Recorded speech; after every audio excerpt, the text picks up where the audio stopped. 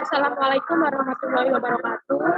Kami dari UNJ, Prodi Pendidikan Bisnis, akan mempresentasikan proposal skripsi yang berjudul Hubungan Antara Mutu Pendidikan di Lingkungan Sekolah SMK Negeri 15 Jakarta dengan pelaksanaan program sekolah sehat yang dianjurkan pemerintah. Di sini kita bertiga, yang izinkan saya memperkenalkan anggota kelompok kami.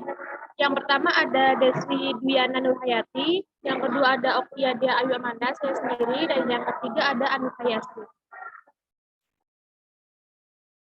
Next.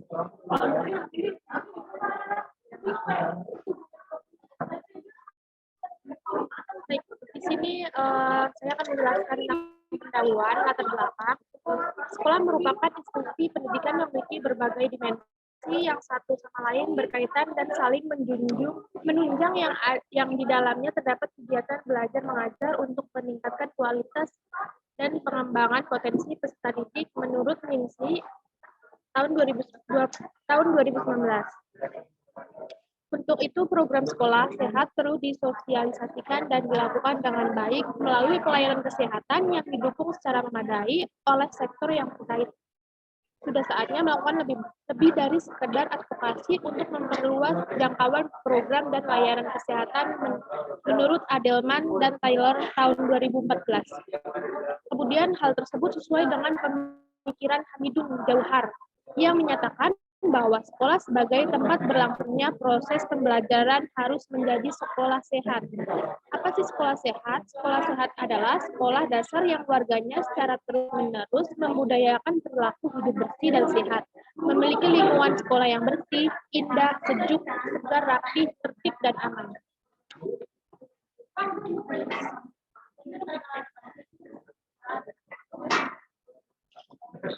Yang kedua, di sini terdapat rumusan masalah. Ada 6 poin. Yang pertama yaitu upaya pemerintah meningkatkan mutu pendidikan. Yang kedua, apa saja yang menjadi tolak ukur mutu pendidikan. Dan yang ketiga, bagaimana meningkatkan mutu pendidikan di sekolah. Dan yang keempat, hubungan antara mutu pendidikan di lingkungan sekolah dengan program sekolah sehat. Yang kelima, pengaruh program sekolah sehat terhadap mutu pendidikan, dan yang terakhir, upaya pemerintah dalam meningkatkan program sekolah sehat. Oke. Nah, di proposal skripsi kami ini juga terdapat tujuan dan manfaat penelitian. Tujuannya yaitu penelitian ini bertujuan untuk mengetahui adanya hubungan antara mutu pendidikan di lingkungan sekolah dengan pelaksanaan program sekolah sehat yang diajukan oleh pemerintah. Untuk mengetahui terjadi peningkatan atau penurunan terhadap mutu pendidikan dengan diadakannya program sekolah sehat oleh pemerintah. Dan manfaat penelitian ini juga untuk menambah pengetahuan mereka terkait mutu pendidikan dan pelaksanaan program sekolah sehat yang dianjurkan pemerintah, sehingga mereka dapat menerima atau menjalankan program tersebut dengan baik, serta dapat meningkatkan prestasinya. Untuk akademis dan tenaga profesional adalah dapat menambah pengetahuan di bidang pendidikan dan kesehatan. Sedangkan untuk peneliti, manfaatnya yaitu untuk menambah referensi di dalam penelitian sejenisnya. Keutamaan penelitian ini adalah meningkatkan kesadaran akan kondisi kesehatan peserta didik, baik jasmani maupun rohani dan lingkungan di sekitarnya. Sehingga mutu pendidikan dapat menjadi lebih baik lagi karena peserta didik menjalani proses pembelajaran dengan baik dan maksimal. Nah, di sini di proposal skripsi kami terdapat tabel penelitian terdahulu. Saya akan jelaskan yang pertama yaitu peneliti Ajwar dan Ajrul 1979. Judul penelitiannya yaitu Pengantar Ilmu Kesehatan Wilayah. Hasil penelitiannya, peran wilayah dalam perkembangan penyakit, yang artinya mereka dapat dibagi menjadi 4 jenis. Yang pertama sebagai faktor predisposisi, dan yang B bagaimana, dan yang C sebagai sarana penularan penyakit, dan D sebagai faktor yang mempengaruhi perjalanan penyakit. Mengenai faktor perilaku, menyarankan kesehatan itu dipengaruhi oleh 2 faktor yang disebut faktor perilaku, dan faktor non-perilaku. Dan yang kedua, peneliti kedua yaitu Bert J. Ira Winder tahun 1984. Di sini teman-teman bisa dilihat untuk lebih jelasnya nama peneliti dan judul penelitiannya. Saya akan memperjelas saja, dan yang kedua ini judul penelitiannya Introduction to Health Education. Hasil penelitiannya definisi. Oke. Di sini saya akan membacakan yang peneliti sama judul penelitiannya saja. Hasil penelitiannya teman-teman bisa dilihat. Dan yang ketiga ini ada Smith Bert tahun 1994, judul penelitiannya Psikologi Kesehatan. Hasil penelitiannya teman-teman bisa lihat. Dan yang keempat ada Miko P. dan H. Ross tahun 1975. Judul penelitiannya Health Education and Behavior Science. Dan yang kelima ada Sarafin tahun 1990 yang berjudul Health Psychology Biopsychological Interaction. Dan yang keenam ada Hanik Umi Hajah tahun 2011 yang berjudul Implementasi Total Quality Management dalam Peningkatan Kualitas Pendidikan.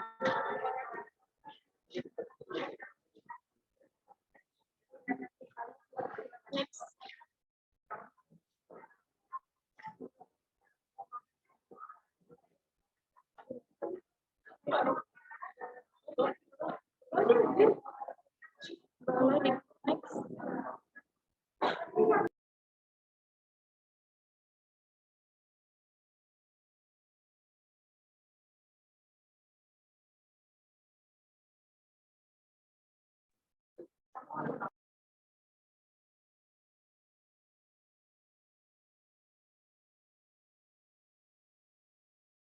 Oke, selanjutnya nomor 7 ada Engko Suara dan Aan Komaria tahun 2010 yang berjudul Administrasi Pendidikan, dan yang ke-8 ada Rumtini dan Giono tahun 2008 yang berjudul Manajemen Berbasis Sekolah, Konsep dan Kemungkinan Strategi Pelaksanaannya di Indonesia.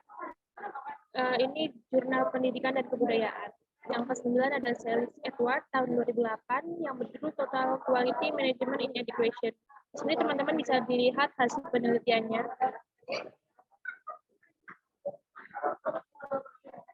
Oke, boleh next. Selanjutnya akan dipaparkan oleh rekan saya. Selanjutnya di sini ada kajian teori. Boleh di next. Kajian teori kita yang pertama itu ada konsep sekolah sehat. Sebagai sebuah konsep, sekolah sehat tidak hanya mencakup kesehatan fisik, tetapi juga kesehatan dalam arti sosial dan psikologis. Ini berarti konsep sekolah sehat mengacu pada definisi kesehatan dari Organisasi Kesehatan Dunia atau WHO, menggambarkan kesehatan dalam arti luas sebagai keadaan sejahtera sepenuhnya fisik, mental, dan sosial, dan bukan hanya keadaan pelarian sakit, cacat, dan cedera.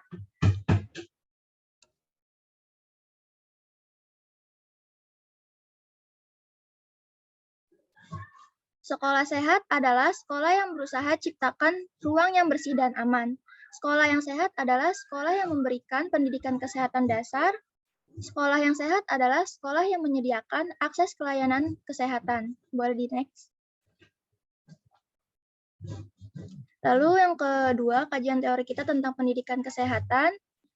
Menurut Miko dan Ross tahun 1975 mengemukakan bahwa pendidikan kesehatan berupaya menetapkan kegiatan di lapangan dalam menciptakan dan mengembangkan kemampuan individu maupun kelompok atau komunitas untuk melibatkan dan meningkatkan kesadaran diri dalam masalah kesehatan.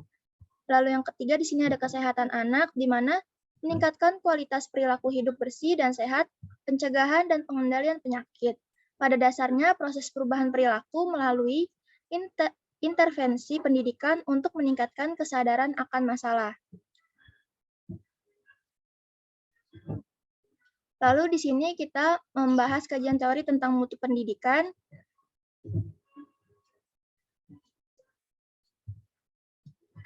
Di mana pengertian menurut Hanik Umi tahun 2011 yang mengatakan bahwa mutu suatu pendidikan adalah suatu masukan, suatu proses, suatu hasil, dan suatu hasil input pendidikan berarti siap menangani proses pendidikan berarti mampu menciptakan suasana belajar yang positif, kreatif, menyenangkan, dan bermakna. Lalu di sini ada sekolah harus mampu menciptakan sistem yang efektif sehingga mencapai tujuan yang diinginkan, yaitu mutu pendidikan. Mutu pendidikan itu sendiri adalah cara di mana mutu penyelenggaraan atau pelayanan pendidikan meliputi persiapan mahasiswa, ketersediaan fakultas, sarana dan prasarana, metode pembelajaran, kesesuaian pendidikan dengan kebutuhan, suasana lingkungan, dan iklim studi kampus. Ini menurut Supriyadi tahun 2009. Boleh di next?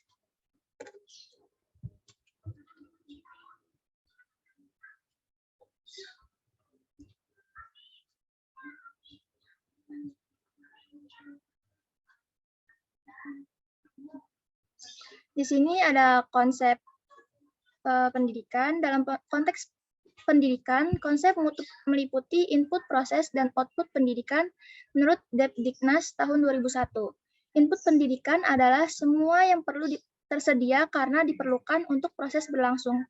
Output pendidikan adalah kinerja sekolah yang dapat diukur dari kualitas, efektivitas, produktivitas, efisiensi, inovasi, dan semangat kerja. Hasil akademik bermutu tinggi jika prestasi akademik siswa tinggi berupa nilai ujian umum, ujian nasional, dan kompetensi akademik dan prestasi non-akademik. Boleh di next?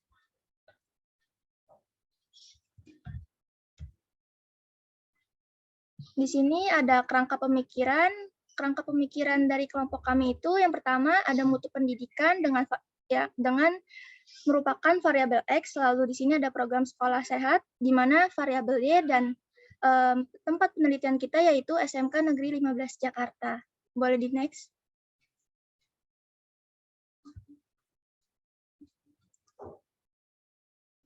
Di sini ada analisis. Dari skema kerangka pikir tersebut, terlihat bahwa terdapat dua variabel yaitu, yang pertama variabel independen.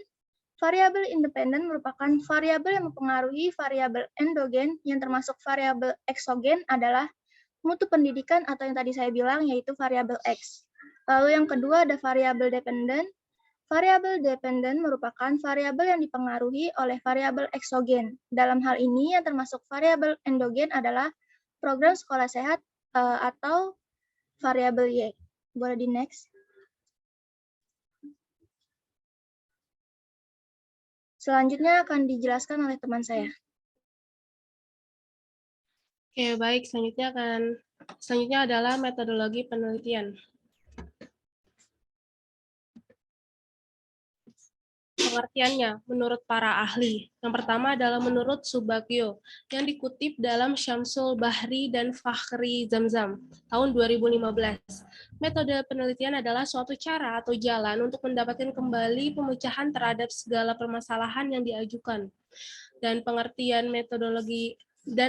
metode penelitian kuantitatif menurut Sugiono tahun 2017 adalah metode penelitian yang berlandaskan pada filsafat positivisme digunakan untuk meneliti pada populasi atau sampel tertentu.